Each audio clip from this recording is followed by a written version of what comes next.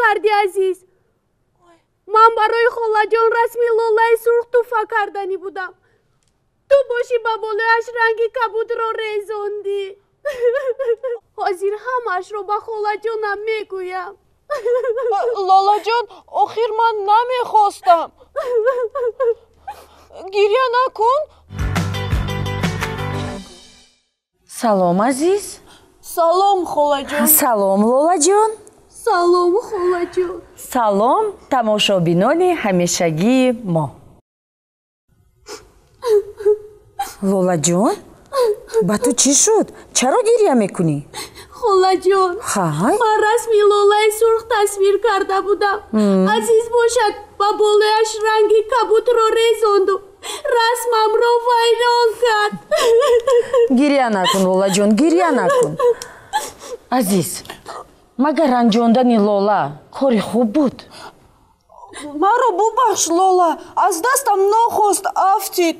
лола ҷон бубахш маро. бачаҳо, ҳозир ман ба шумо як мӯъҷизаро нишон медиҳам. мӯъҷиза? бале, мӯъҷиза.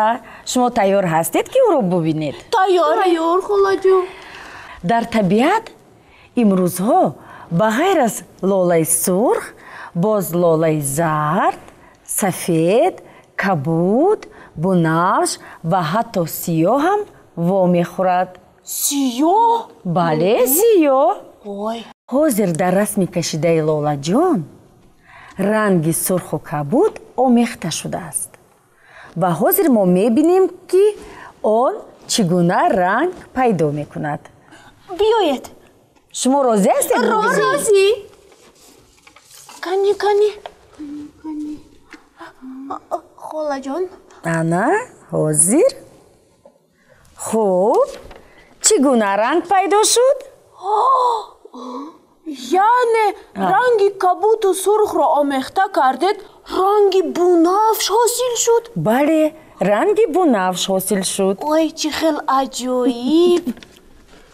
خاله جان лаббай. اگر رنگی سرخ و سبز را آمیخته کنیم کدام رنگ حاصل می شده باشد؟ биёед якҷоя инро мебинем. биёед.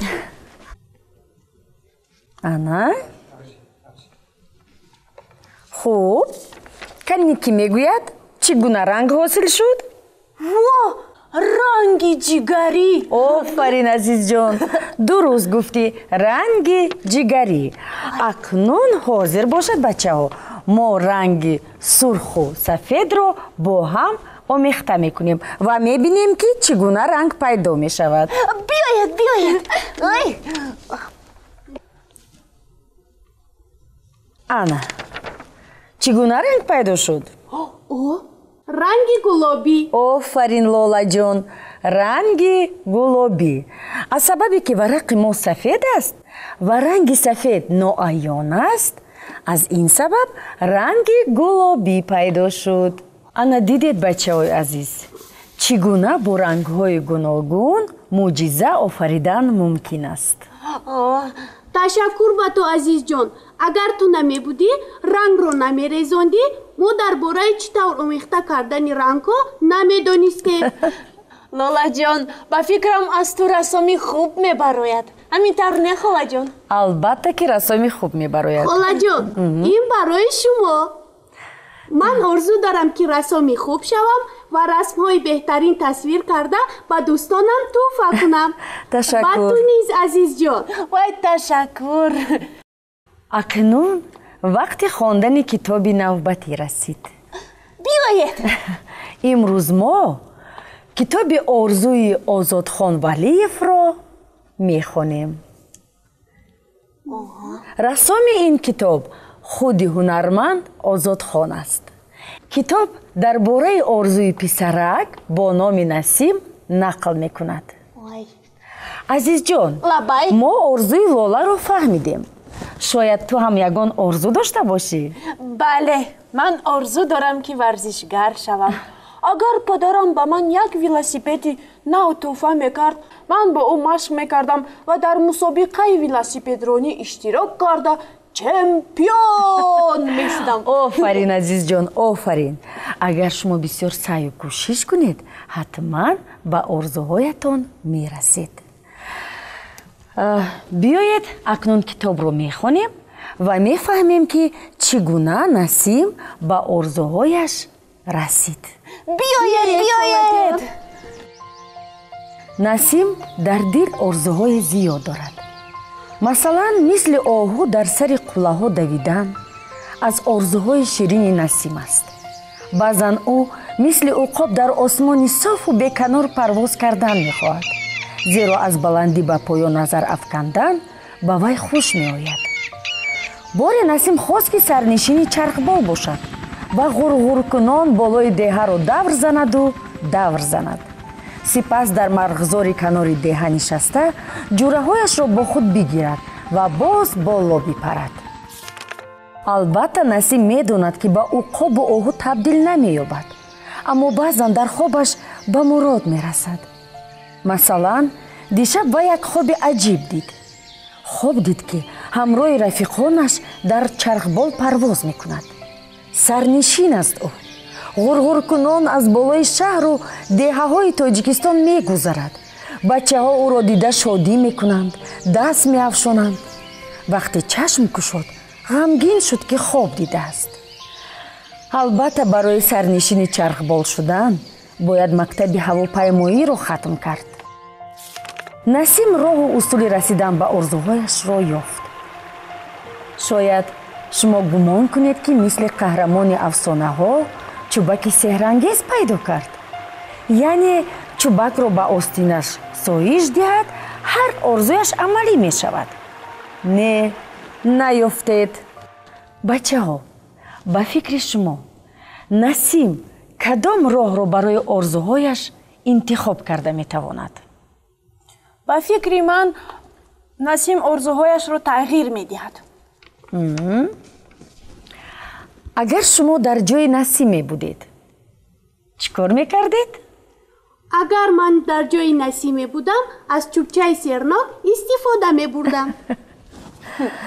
акнун давомашро мехонем ва мефаҳмем ки Насим оё аз чӯбчаи сеҳрнок истифода мебарад ё не. биёед. Насим амаки Латиф ном ҳамсояи ҳунарманд дорад. амаки Латиф рассом аст. одами ҷиддӣ, камгап ва хеле меҳрубон. дар ҳама ҷо расм мекашад. баъзан рангу муқалламу варақҳояшро гирифта ба кӯча мебарояд. Насим соатҳо дар назди амаки Латиф истода тамошо мекунад.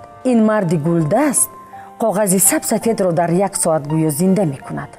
дар рӯи коғаз гулу лола, сабзаю себарга, бараву бузғола, кӯҳу пушта ва офтобаки хандон пайдо мешаванд. ҳама ба назар нотакрору ҳақиқӣ менамояд. як рӯз Насим ба расми амаки Латиф нигоҳ карда гуфт: дар ин ҷо расми парастуро кашидан дар кор, амак, хушрӯтар мешавад. дуруст, офарин. хурсанд шуд амаки Латиф ва чанд парастуро тасвир намуд. баъд ба Насим гуфт: ту писарам завқи рассомӣ дорӣ. агар рассом шавӣ, ҳамаро мафтун мекунӣ. ин гап Насимро хеле хурсанд кард. ман ҳам расм мекашам, гуфт Насим. расмҳои кашидаи Насим ба амаки Латиф бисёр хуш омаданд. ана ман ҳам шогирд пайдо кардам, гуфт вай хурсандона. Насим рӯҳбаланд шуда ҳар расми кашидаашро ба назди амаки Латиф мебурд. амаки Латиф баъзе хатоҳои ӯро ислоҳ мекард, маслиҳат медод, нишон медод ки дар куҷо кадом рангро истифода кунад. офарин писарам, таъриф мекард ӯ. ман аз ту умеди зиёд дорам. рӯзе Насим рангу муқаллам гирифта дар девори хонаашон расм кашид. вай офтоби хандон, кӯҳҳои сарсафед, пуштаҳои сабзу хуррам, марғзори пур аз гулро тасвир намуд. саги вафодори Насим Хайбар аввалин тамошобини ин расм буд. вай бо ҳавас расмкашии Насимро тамошо мекард. Насим сагашро дида илҳом гирифт ва манзараҳоро басо дилчасп тасвир кард.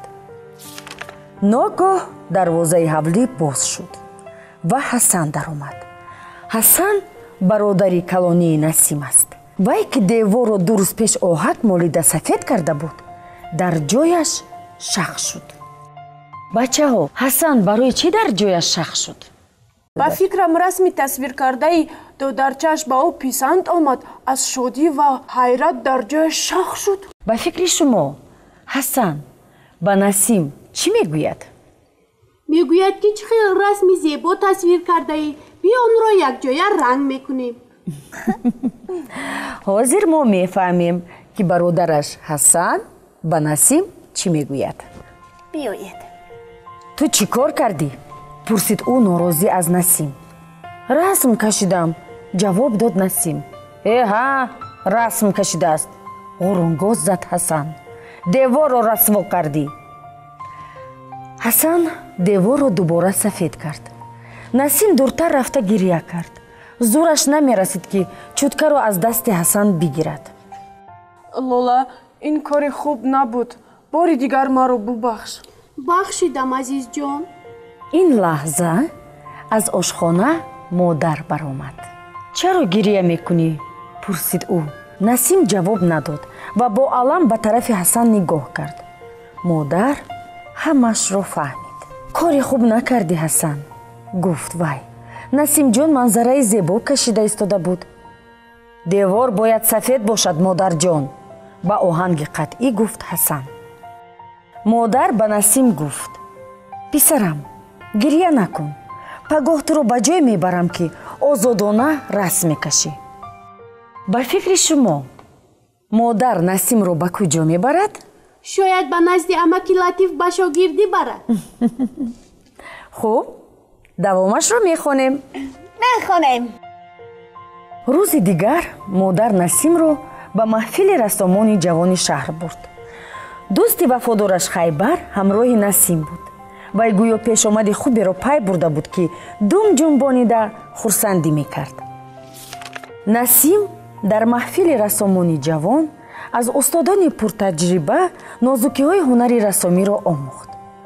рӯзе озмун эълон шуд. Насим манзараеро тасвир кард ки дар девори хонаашон кашида буд. мусаввараи ӯ кӯҳистон ном дошт. кӯҳистон беҳтарин расм эълон шуд. ҳоло Насим ҳамроҳи амаки Латиф расм мекашад. дар паҳлӯи онҳо саги вафодор Ҳайбар ҳамеша ҳозир аст. вай аввалин тамошобини расмҳои Насим аст. он рӯз дур нест ки Ҳасан аз бародари рассомаш узр пурсад. азиз Лола ва тамошобинони барнома, акнун фаҳмидед ки Насим чӣ орзу дошт ва оё ӯ ба орзуяш расид ё не? бале, ӯ орзуҳои зиёд дошт. лекин пеш аз ҳама ӯ тамошои зебогиҳои табиатро дӯст медошт. орзу дошт ки ба ин зебогиҳо аз баландиҳо назар кунад. ба Насим барои ба орзуҳояш расидан кӣ кӯмак кард? ба вай модараш ва амаки Латиф кӯмак карданд. вай акнун зебогиҳои табиати кишварро дар расмҳояш тасвир мекунад. дуруст лолаҷон, дуруст. ба ман бигӯед ки рафтори бародари Насим Ҳасан оё дуруст буд? ба фикри ман Насим бояд бо бародараш маслиҳат мекард, чунки бародараш меҳнат карда деворҳоро сафед карда буд. аммо Ҳасан ҳам бояд ба ғазаб дода намешуд. меҳнати додарчаашро қадр мекард. офарин бачаҳо, офарин. маълум аст ки бо диққат гӯш кардед. бачаҳои азиз, акнун фаҳмидед ки бо иродаи қавӣ ва боварӣ ба худ ба орзуҳо чӣ гуна расидан мумкин будааст. бале, акнун ман кӯшиш мекунам ки ба орзуҳоям бирасам. офарин азизҷон. барои расидан ба орзуҳоям ман ҳам ба монанди Насим ба мактаби рассомӣ раваму рассоми хуб шавам. офарин лолаҷон, ҳатман шумо ба орзуҳоятон мерасед. ташаккур. дар ҳамин ҷо барномаи вақти хониш ба охир мерасад. хайр бачаҳои азиз, то барномаи оянда. хайр бачаҳо.